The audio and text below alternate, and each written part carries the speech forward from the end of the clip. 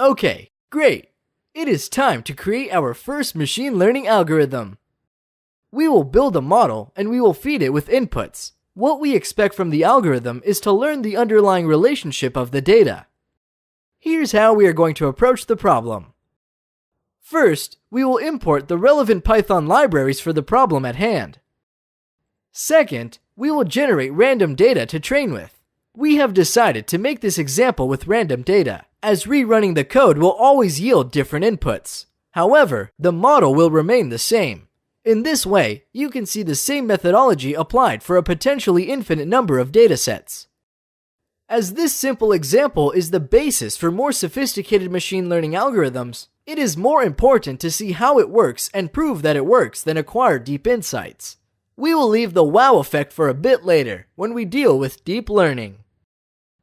Third, we will create the targets. These are the correct values. In our apartment example, they would be the actual prices properties have.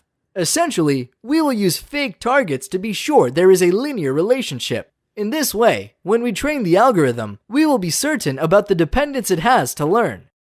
That's a good way to prove the optimization is actually working. We know where we want to get by creating fake targets, which we would like the algorithm to figure on its own. If it does that, then we can be certain it works.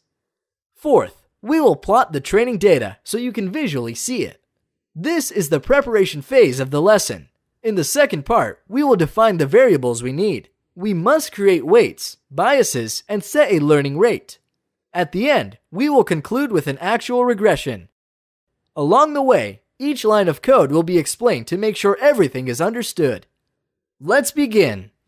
The relevant Python libraries are NumPy and matplotlib.pyplot. Generally, NumPy contains all the mathematical operations you will need. Moreover, it is extremely fast. For these two reasons, it is heavily used in data science. Let's import NumPy as NP, which is the conventional approach. Matplotlib is a library used for plotting data. Its module, pyplot, provides a nice interface and requires very few arguments. It is helpful when plotting data. Let's import matplotlib.pyplot as PLT. Again, that's the convention.